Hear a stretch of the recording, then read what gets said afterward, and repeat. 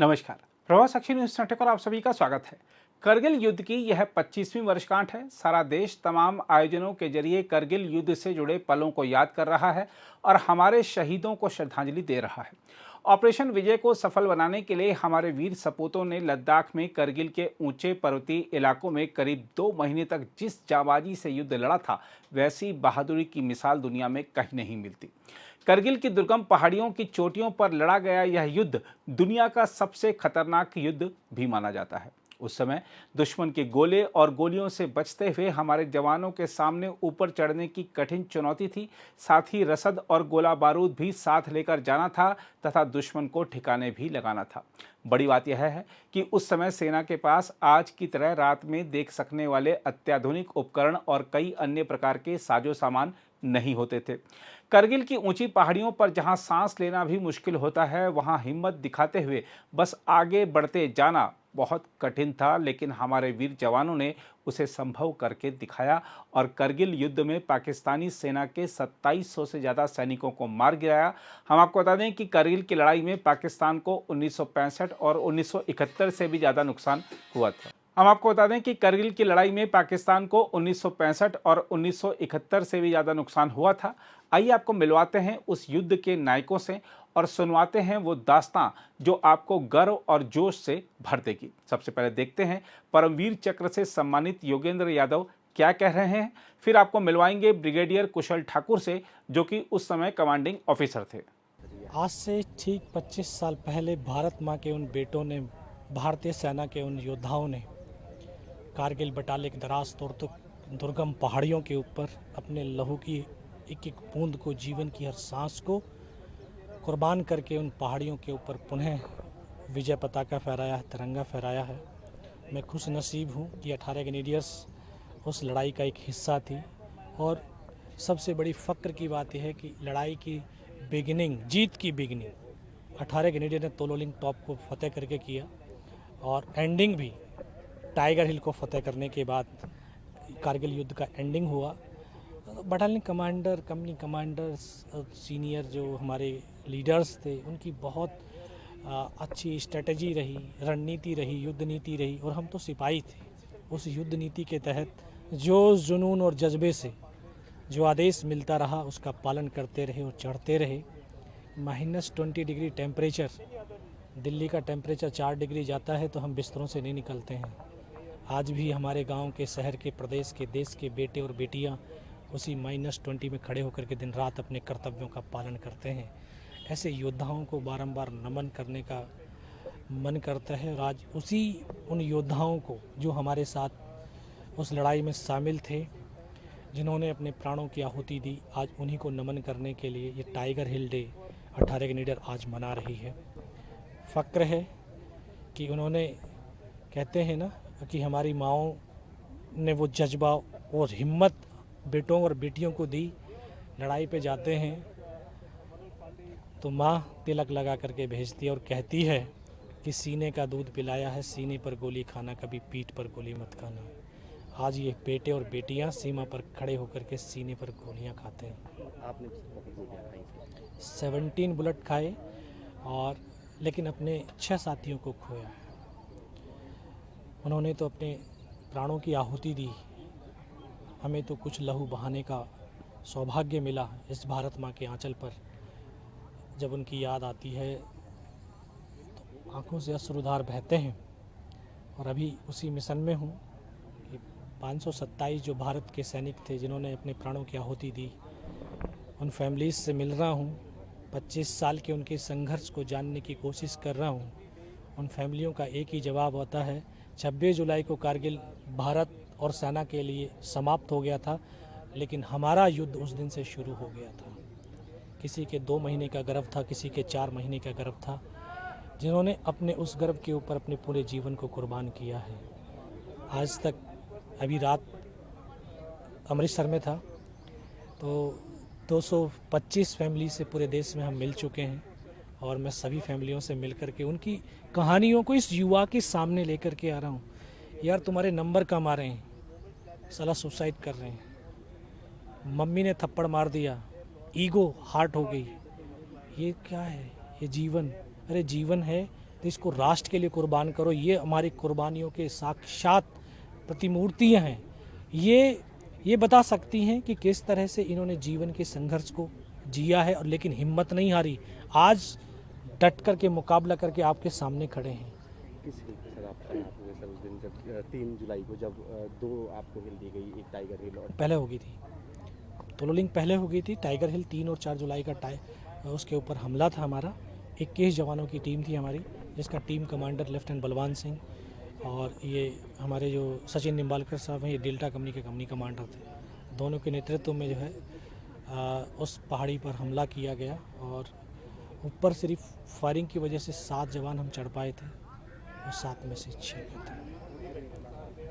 सिपाही बहुत होते हैं, जिस वक्त लड़ाई हुई आप सिपाही थे, लेकिन आपके जो सीने पे जो तमगे जड़े हुए हैं, इतने सारे सिपाही के अमूमन बहुत मुश्किल से देखने को मिलते हैं। क्या कहानी है सर, कब कौन कौन से ये कब मिले? ये परमवीर चक्र है, ये घायल होने के बाद मिलता है। ये ओपी रक्षक है, ये कारगिल स्टार है, ऑपरेशन विजय है, ऑपरेशन पराक्रम है, हायल्टी का है, जब हायल्टी 9000 से ऊपर जाते हैं, विदेश सेवा मेडल है, 75 साल देश की आज़ादी के हुए, 50 साल देश की आज़ादी के, 20 साल long service, 9 years long service. तो ये जो मेडल्स हैं ये उस सर्विस का प्रतीकात्मक हैं कि जहां आपने इस ऐसे एरिया के अंदर सर्व किया हो। ये उस सैनिक की वीरता, शौर्य और पराक्रम के प्रतीक हैं। और ये मेडल्स जो लड़ाई के अंदर जो भी हाईएस्ट मिलता है, आज मैं सोचता हूँ ये उन वीरों की निशानी है जिन्होंने अपने लहू से एक चिराग जलाया था और वो चिराग हमारे सीने पर लगाया ताकि इस चिराग से लोगों के हृदय के अंदर देशभक्ति और राष्ट्र प्रेम का हम चिराग और ज्योति जला सकें। 3 और 4 जुलाई को हम सब ने सुना बहुत कुछ उसके बारे में, पर आपने देखा क्या सर? अगर आप हमको फर्स्ट हैंड आपने जो देखा, वहाँ क्या हो रहा था, कैसे हो रहा था? हम जब 7 जवान ऊपर चढ़े, सुबह का वक्त था, आधाधुंध गोलियों की बौछारें शुरू हो गई।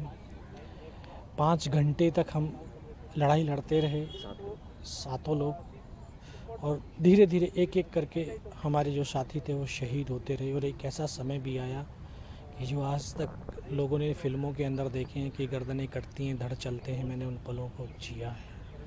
मुझे वो पल याद है जब मैं सर से लेकर के पैर तक लहूलुहान था, नाक से खून की धार बह रही थी। मेरा ठीक सामने जैसे आप खड़े हैं ऐसे मेरा साथी था, फर्स्ट एड करने लगा, उसको यहाँ पे गोली लगती है, इधर से पूरा सर निकल जाता है। मेरा ट्रेनिंग का साथी बगल में बैठा है, मैं उसको बोला अनंतराम सर को तो गोली लगी। क्या? ये उसका आखिरी शब्द था। आज अभी मैं 3 दिन पहले जब उसके भाई से मिला, बोले मुझे उस भाई के आखिरी शब्द बता दो क्या है। क्या बताऊँ मैं? कहा उसने मेरे लास्ट में यही, मैंने उससे बोला था अनंतराम सर को गोली लगी, उसने सिर्फ क्या शब्द बोला था, इसके सिवा कुछ नहीं बोला था। उसको सीने में गोलियां लगी थी, मेरी गोद में आकर के लेट गया था। जवान आगे बढ़ा था, वहीं पर बम गिरता है, उसकी यहाँ से गर्दन कट के ज़मीन पर गिर जाती है। एक और आता है, उसके दोनों हाथ दोनों पैर कट जाते हैं।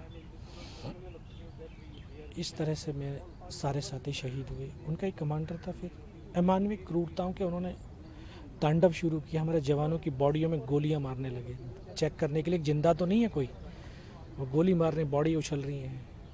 उसने फर्स्ट में यहाँ पे गोली मारी, पैर में मारी, मैं देख रहा हूँ कि धुआं निकल रहा है, लेकिन उस गोली की पीड़ा को चुपचाप पड़ा सहता रहा। फिर उनको यकीन हो गया कि इनमें से कोई जिंदा नहीं है। फिर तो उन्होंने पत्थर मारने शुरू करे, गालियाँ देनी शुरू करी, बूट की ठोकरें मारने लगे। सब कुछ चुपचाप पड़ा सहता रहा। बहुत देर के बाद फिर हमारा नीचे एक पोस्ट था, उसके ऊपर हमला करने के लिए उन्होंने टाइगर हिल की बगल में मस्को वैली थी, उसको मैसेज दिया। तब एकदम से मुझे लगा यार आज तो कोई टीम ख़त्म हो जाएगी। तब ऊपर वाले से एक ही प्रार्थना करी कि इतने ज़िंदा रख दे कि अपने साथियों तक पहुंच सकूं। बेबस था, लाचार था, चारों तरफ मौत से घिरा हुआ था। वो आए, दोबारा से गोलियां मारने लगे, फिर भी उसने बाजू में पैर में गोली मारी। मैं देख रहा हूँ इन आँखों से, थोड़ा सा 2 कदम चला, वो रुक गया। तब मुझे लगा यार इसको पता चल गया मैं ज़िंदा हूँ। पल भर में तुरंत मुझ पीछे मुड़ा और एकदम से उसने राइफल ऐसे करी। तब तो लगा यार अब तो नहीं बचेगा। लेकिन कहते हैं जाको राखे साइयाँ मार सके ना कोई, और इस देश को भारत माँ बोलते हैं। भारत माँ ने अपने बेटे और बेटियों की जो शहादत है, वीरता है, पराक्रम, बलिदान है, उसको कभी दफन नहीं होने दिया। शायद किसी न किसी एक को चुनती है, शायद उसने चुना होगा कि उनके बेटों ने जो बलिदान दिया है उसके शौर्य को लोगों तक पहुंचाऊं। तो यहाँ पे गोली चलाई तो यहाँ पे पर्स था, पूरी पैंट फट गई थी चलते चलते। उसमें कुछ 5-5 रुपए के सिक्के थे। जब गोली लगी तो जाकर के सिक्कों से टकराई और रिकोचिट हो गई। उस गोली के धक्के से मुझे भी लगा मैं मर गया हूँ। फिर उसका पाकिस्तान का दूसरा जवान आया, उसने शायद हथियार उठा करके जा रहा होगा, उसका हाथ मेरे हाथ पैर से टकराया। तब एकदम से मुझे चेतना ही लगा मैं तो जिंदा हूँ। तब फिर ग्रेनेड से हमला किया, उसकी राइफ़ल को उठाया, 4 से 5 पाकिस्तानियों को मौत के घाट उतारा। 500 मीटर पहाड़ी से रोल करते हुए नीचे आया। 19 साल का ये लड़का, 2.5 साल की सर्विस, जिसको ये भी पता नहीं कि हिंदुस्तान किधर है, पाकिस्तान किधर है, चारों तरफ बर्फ़, पहाड़ के सिवा कुछ नहीं। लेकिन परमात्मा था, शायद उसकी कृपा रही होगी, तभी तो उसने रास्ते भी बताए और नीचे भी आया। फिर उसी इन्फॉर्मेशन पे अगले दिन फिर हमला हुआ और बिना किसी कैजुअल्टी के टाइगर हिल टॉप के ऊपर विजय पताका फहराई। सर, जब आप आज के टाइम पे वो लम्हे याद किसी से बात करते हैं तो क्या एहसास होता है सर? क्या ऐसी याद है जो आपको सबसे पहले आके आपसे प्रूव होती? बहुत ऐसी कहानियाँ हैं, क्योंकि जब उनके बारे में बात करता हूँ, मैंने तो अपने इन 40 जो हमारे जो सैनिक शहीद हुए थे बटालियन के, उनकी कहानी तो हमने सुनी थी, लेकिन उन बाकी देश के सैनिकों के रेजिमेंटों की कहानी नहीं सुनी थी। ऐसी ऐसी कहानी सुन कर के आज हमें लगता है कि शायद ये वो महान फैमिलीज़ हैं, वो महान बेटे और बेटियां हैं जिन्होंने अपने बाप की शक्ल नहीं देखी, लेकिन आज बिना अपने बाप के लाड प्यार के फिर भी देश के लिए आज सरहदों पर वापस पहुंच रहे हैं। ऐसी फैमिली, ऐसा बच्चा मिला इस पूरे मिशन में, जिसे गांव में फौजी गाड़ी जाती है तो बच्चे दौड़ते हैं ना फौजी गाड़ी की तरफ, वो बेचारा भाग करके दौड़ करके फौजी गाड़ी पे लटका। उसमें जो फौजी थे तो बोलते हैं, बोला भाई तेरा नाम क्या है? बोला मेरा नाम ये। तेरे बाप का नाम? बोला ये। तेरा दादा का नाम ये। उनकी आंखों से आंसू आने लगते हैं। उसको ये नहीं पता बच्चे को कि जिस गाड़ी में तू लटका उसमें तेरे बाप की जो है ना बॉडी रखी हुई है। लेकिन उन बच्चों ने हिम्मत नहीं हारी और आज वो अपने पैरों पे खड़े होकर के एक नए मुकाम को हासिल कर रहे हैं। तो ऐसे बच्चों को जब सुनता हूँ, देखता हूँ, ऐसी फैमिलीज, एक 18 गढ़वाल की फैमिली महाराष्ट्र की, वहाँ नागपुर में मुलाकात हुई। कितना जीवन का 1 महीना उसके बच्चे का बर्थ था, 1 महीना हुआ था जिस दिन वो उसका पति शहीद हुए थे। क्या जीवन का संघर्ष उसने जिया, और इतना ससुराल पक्ष, सारे समाज की जो है बहुत ताने बाने सुन करके वो इतनी स्ट्रांग होगी आज फैमिली वो, कि आज वो अपनी जो मिली हुई गैस एजेंसी के साथ साथ एक नई कंपनी को चला रही है। बोला मैंने बेटे को इस काबिल बना दिया कि वो तो 1 साल का बच्चा तो क्या जानता था, लेकिन आज उसको फ़क्र होता है कि मैं उस बाप का बेटा हूँ। तो ऐसी कहानियों को सुनते हैं सर, ऐसी 527 एक अलग अलग कहानी इस देश की हैं, और मैं चाहता हूँ कि हर एक वीरांगना की वो कहानी देश के युवा के सामने आनी चाहिए, ताकि देश का जो युवा है जो डिमोटिवेट होता चला जा रहा है उसके अंदर वो प्रेरणा आए, उन परिवारों के भी आए। मैं तो परिवार भी आते हैं तो युवाओं के, मैं उनसे कहता हूँ यार अगर आपको डिप्रेस्ड होने लगे तो यार किसी आपके गांव शहर के अंदर कोई शहीद परिवार रह रहा है, उनके चरणों को जाकर के छू लेना, आपको एहसास हो जाएगा कि आपके दर्द पीड़ा कुछ भी नहीं है। जो उन्होंने 25 साल देश के लिए, 26 जुलाई कारगिल विजय दिवस है, युद्ध का एंडिंग था, लेकिन वो फैमिलियां कहती हैं, और सच में मैं देख रहा हूं कि उस दिन से उनका युद्ध शुरू हुआ था जीवन का। तो ये उनसे सुनते सर आंखों से आंसू बंद नहीं होते। ऐसी 215 फैमिलीज से मैं अभी मिल चुका हूं, और अभी देश का अभी बाकी है, बाकी उसी में चल रहा हूं। देखिए, आप जानते हैं कारगिल विजय दिवस पूरे देश में बड़े जोश और उत्साह के साथ मनाया जा रहा है, और जैसे कहा कि 25 साल हुए हैं, और जो आपने सुना होगा द्रास सेक्टर और जो वहाँ की जो मशहूर पहाड़ियाँ थी तोलोलिंग और टाइगर हिल, जिसका कि स्ट्रेटेजिक महत्व था, और मैं उसमें 18 ग्रेनेडियर्स का कमान अधिकारी था। तो मेरे लिए बड़े सौभाग्य की बात थी कि उन दोनों पहाड़ियों के ऊपर जो है मेरी यूनिट को मेरे कमान में हिस्सा लेने का मौका मिला। और मुश्किल हालात थे। आप जानते हैं कि सबसे मुश्किल युद्ध था उस समय का।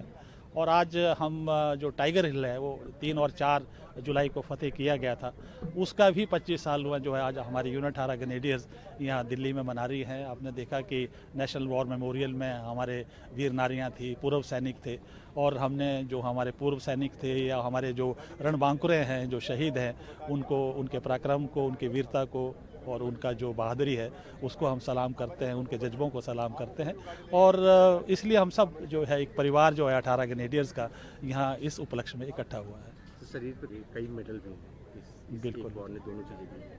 तो कैसे जब भी सर जब अकेले बैठते हैं कभी किसी के साथ साझा करते हैं तो क्या यादें होती हैं? क्या देखिए, लम्हे होते हैं? एक कमान अधिकारी के नाते बहुत खट्टी मीठी यादें हैं और लड़ाई जहाँ की जीवन और मौत का सवाल है। और फिर भी मैं कहूँगा कि कुछ देश के लिए करने के लिए खोना पड़ता है। मेरे 2 अधिकारी कर्नल विश्वनाथन और मेजर राजेश अधिकारी उन शहीद हुए थे, 2 जेसीओ शहीद हुए थे, और 25 जवान जो थे वो तोलोलिंग में शहीद हुए थे। 9 जवान जो है टाइगर हिल के लिए, कुल मिलाकर 34 जवानों ने शहादत दी है।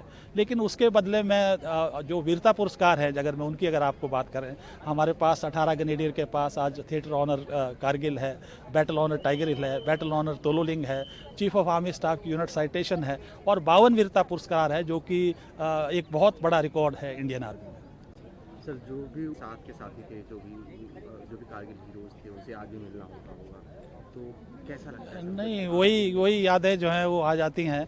और एक कमान अधिकारी के नीचे जो मैंने कहा कि जो 34 जवान हमारे शहीद हुए हैं और मैं उनके साथ था, वो यादें जो है अभी भी तरोताज़ा है और मेरे को लगता है जहन में हमेशा रहेंगी और आखिर में हमारे साथ ही चली जाएंगी। लेकिन आज उनके परिवारों को देखते हो, क्योंकि परिवारों ने भी बहुत कुछ खोया है। 22-23 साल का एक युवा जो है वो शहीद हो रहा है, उसके बच्चे जो आज 25 साल के हो गए, वो कभी 3 महीने, 4 महीने, 1 साल के थे, कईयों के वो मुंह नहीं देख पाए थे, और कई पिता जो है वो अपने बेटे के इंतज़ार में रहे थे। तो दुख तो होता है, लेकिन एक 25 साल का सफ़र हो गया है और वो उससे उभर पाए हैं और उनके चेहरों पे आज मुस्कुराहट देख के अच्छा लगता है। सर मतलब बहुत मुश्किल होगा बताना, पर अगर आप बता सकें जब आपको ये एहसास हो गया कि हाँ हम दोनों पहाड़ियाँ जीत चुके, दोनों पॉइंट जो आपको दिए गए जी। बिल्कुल, देखिए तोलोलिंग के समय तो हमें खुद नहीं पता था कि ये मुजाहिदीन हैं या रेगुलर्स हैं, और बहुत 22 दिन ये युद्ध चला था। और आपको पता ही है कि टेरेन की कंडीशंस क्या है, वहाँ पे 15 से 16 हज़ार फीट की हाइट पे चढ़ाई है, ऑक्सीजन की कमी है, और शुरू में आपके पास आर्टिलरी नहीं थी, बहुत मुश्किल थी। लेकिन टाइगर हिल के ऑपरेशन में बहुत सारी चीज़ें आपके पास उपलब्ध थी। तो इसलिए जब मैं उनके बारे में सोचता हूँ तो एक बहुत बड़ा सेटिस्फेक्शन होता है, क्योंकि एक सैनिक जो अपनी एक वर्दी पहनता है वो चाहता है कि मुझे युद्ध में जाने का मौका मिला। तो उससे लिहाज से मैं चाहता हूँ कि एक बड़ा संतोषजनक एक कार्यकाल एक कमान अधिकारी के तौर पे मेरा रहा है। सर युद्ध के दिनों को याद करें, क्या वो पॉइंट था जहाँ पे लगा कि जिसने आपको जिता दिया दोनों, मतलब एक से टर्निंग पॉइंट होता है? देखिए, सबसे जो टर्निंग पॉइंट होता है वो होता है विल पावर, और ख़ास करके हमारा जो मंत्र दिया जाता है वो दिया जाता है नाम नमक निशान। नाम आपका, आपके परिवार का, आपके गांव का, नमक जिस सरकार का नमक खाते हैं, जिस रेजिमेंट का करते हैं, निशान हमारा देश का तिरंगा। तो हमारी जो ट्रेनिंग है, चाहे वो फिजिकल ट्रेनिंग हो, मेंटल ट्रेनिंग हो या प्रोफेशनल ट्रेनिंग हो, और एक जो बॉन्डिंग होती है, जो परिवार की तरह हम रहते हैं, क्योंकि हम यहीं पे पैदा होते हैं और यहीं पे पलते पुलते हैं जवानों के साथ। तो एक जो बॉन्डिंग है और एक जो विल पावर है और एक जो स्पिरिटों को जिसको बोलते हैं हम, रेजिमेंटल स्पिरिट है कि भाई हमारे बुजुर्गों ने ऐसा किया है, हमारी रेजिमेंट ने इतने वीर चक्र है, हमने ऐसा किया है। तो यही मैंने कहा कि आखिरी जो मंत्र है, अगर मैं कम शब्दों में कहूँ तो नाम नमक निशान है। सर आपको उस दौरान आप उनके बारे में बताएं कि उनको रिसीव करते टाइम क्या एहसास रहा? देखिए, मैंने कहा कि 52 वीरता पुरस्कार मेरी यूनिट को मिला, जिसमें मुझे युद्ध सेवा मेडल से दिया गया। अभी आपने देखा परमवीर चक्र विजेता ग्रेनेडर योगेंद्र यादव जो यहाँ पे है, अभी 18-19 साल का लड़का मेरे पास आया था। आप देखिए यहाँ पे मेजर जो बलवान हैं, अभी कर्नल हैं, और मेरे पास जब आए थे तो 1.5 साल के लेफ्टिनेंट थे और उनको महावीर चक्र इस लड़ाई में मिला था। यहाँ पर कैप्टन सचिन निबालकर है अभी जो वीर चक्र है, और इसी तरह मेरे यूनिट को 1 परमवीर चक्र, 2 महावीर चक्र, 6 वीर चक्र, 16 सेना मेडल और मुझे YSM, तो ये 52 पुरस्कार जो है यूनिट को दिए गए थे। तो ये एक बहुत बड़ी उपलब्धि है यूनिट की टीम स्पिरिट की। अगर आप भी लेना चाहते हैं देश दुनिया की तमाम जानकारी तो आज ही सब्सक्राइब करें हमारे चैनल को। साथ ही नीचे दिए बेल आइकन को जरूर दबाएं ताकि हर अपडेट आप तक पहुंच सके।